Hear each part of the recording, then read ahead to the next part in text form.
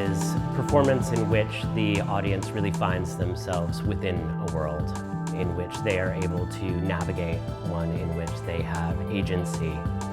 The landscape that you find yourself in, whether it is a literal landscape or a more psychic landscape, you fall into it as you might fall into a body of water, and it is all around you.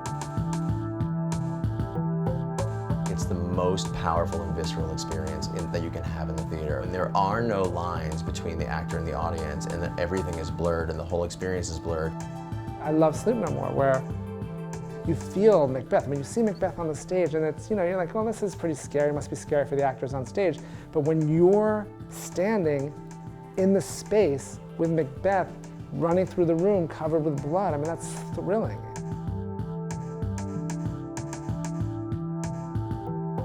Immersive theater, which I think is the most exciting and interesting kind of theater happening, is a complete environment, or an attempt at a complete environment. And I believe that the moment you buy your ticket, the experience of going to the theater starts. So the process that you took to get the ticket, what the ticket looks like, whether you get on a train or a subway or a bus or a taxi, or how you get to the theater, what the theater or the room looks like when you show up, how the entire thing is designed. It's all curated to create a certain kind of response and experience for you.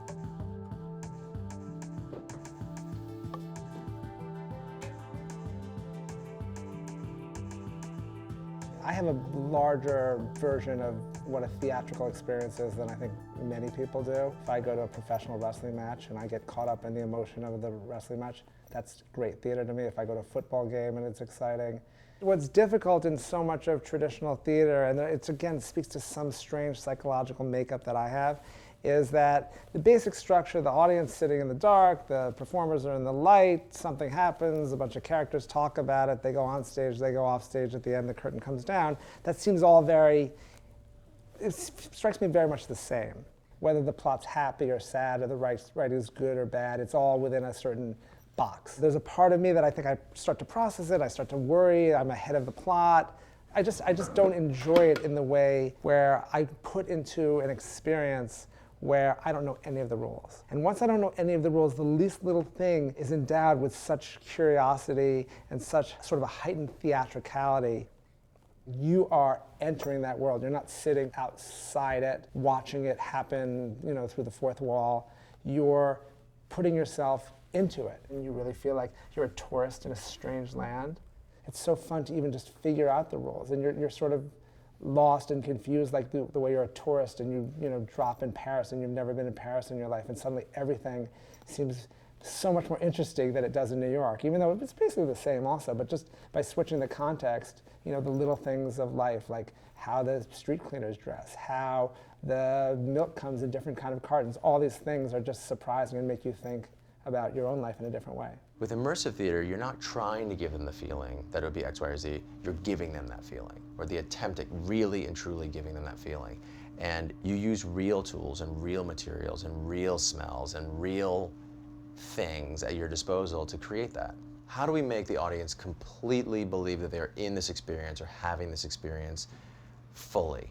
If they were really cooking the food on the stove, or if they were really being trapped in this room, and you start to talk about, well, what would that feeling be? What would it look like and sound like, smell like, and taste like? And so if you want to have an experience where you lock someone in a room, there's the version of it where you push go on a sound cue and you hear a chain lock, and then there's the other version where you actually take out the chain and wrap it around the bars of the door and you lock it. We're creating worlds where you can't see the edges of. The audience really finds themselves within a world, one in which they are not simply passive observers, but that they have the ability to explore, and also opportunities for them to have intimate encounters with performers, and may in fact find themselves interacting with the performer, be that having a drink with a performer, or brushing their hair, or in some cases having a conversation in which the audience themselves are participating in the creation of this narrative. And it's been exciting actually to develop an audience. Like I feel like from doing this as many years as I have, I'll meet people who've been going to my shows for 15 years, just looking for, well, what's a new relationship we can have to a show, to theater.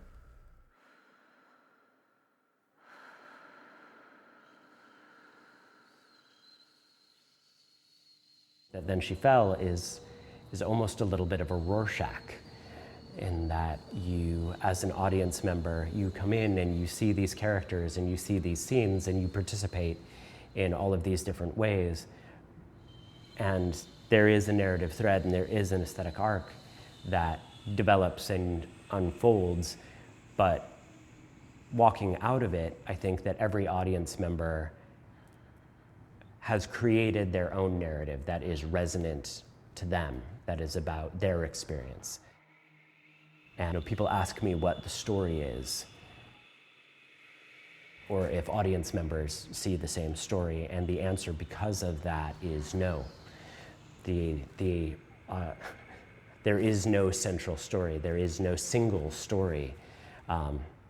If we have had, I don't know, some thousand number of audience members come through, there are that number of thousands of stories. There is something that is fundamentally, I think, playful about a lot of this work, and certainly a lot of Ford Rail's work.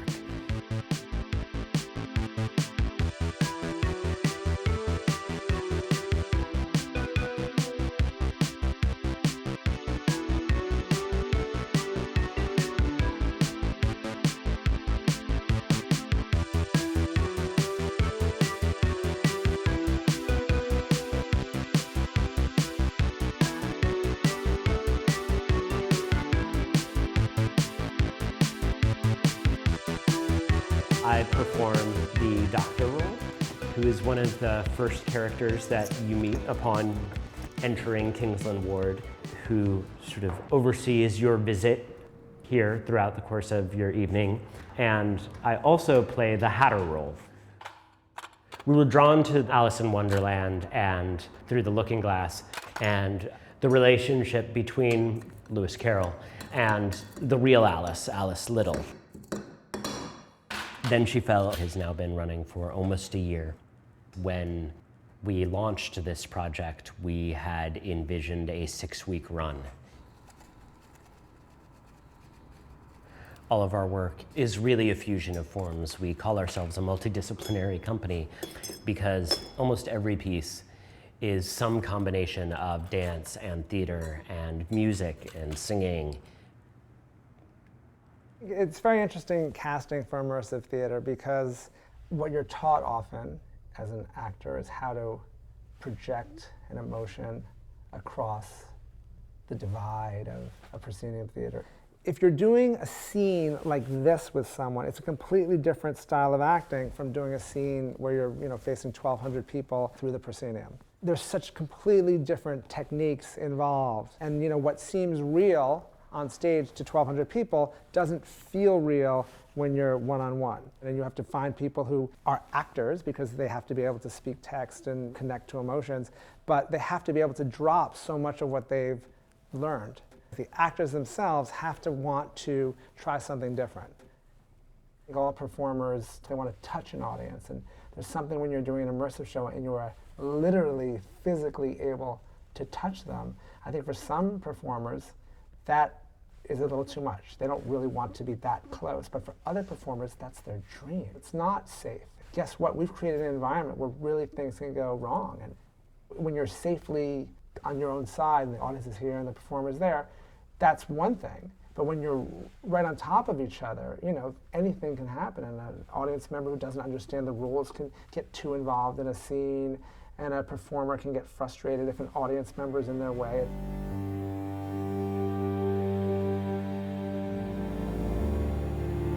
When there are no lines between the actor and the audience, and that everything is blurred and the whole experience is blurred, it just makes you attached to the material in a so much more powerful way.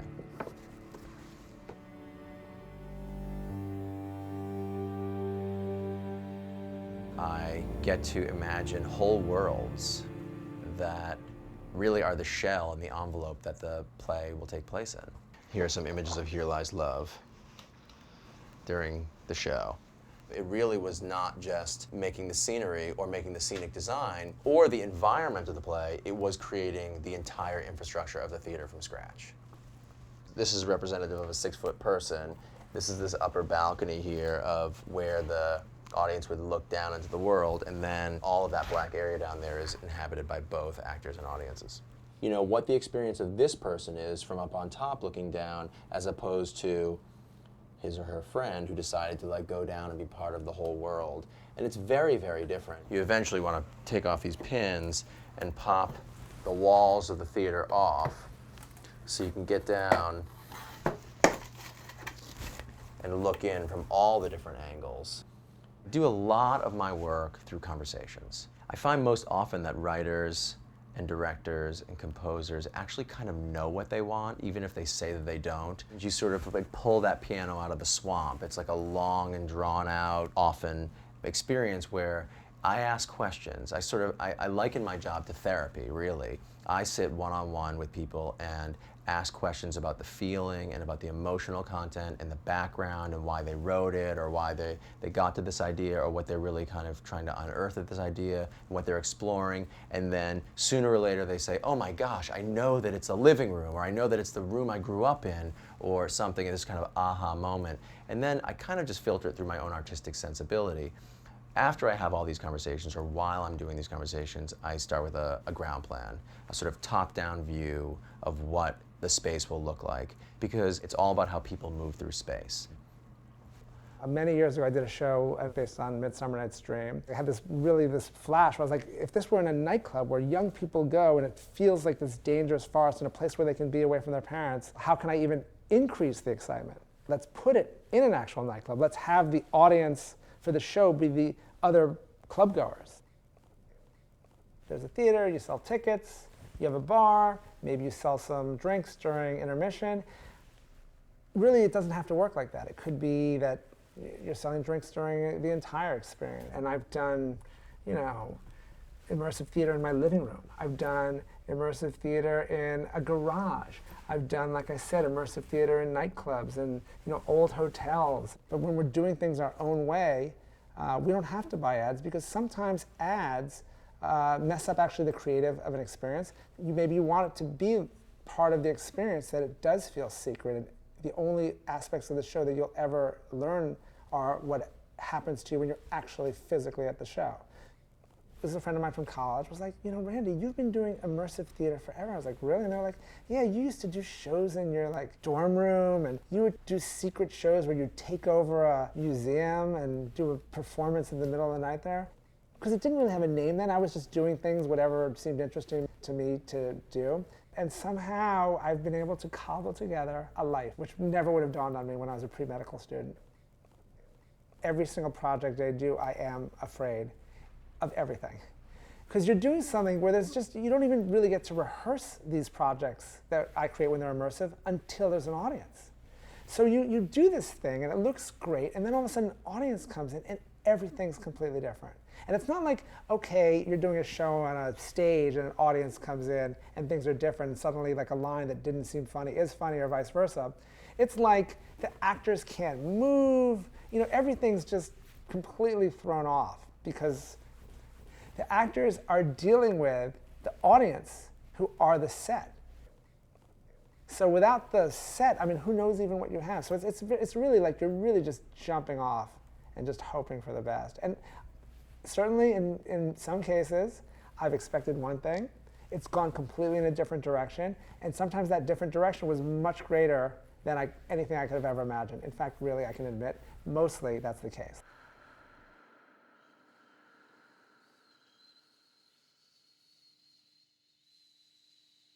We were creating this type of work before we knew the term immersive.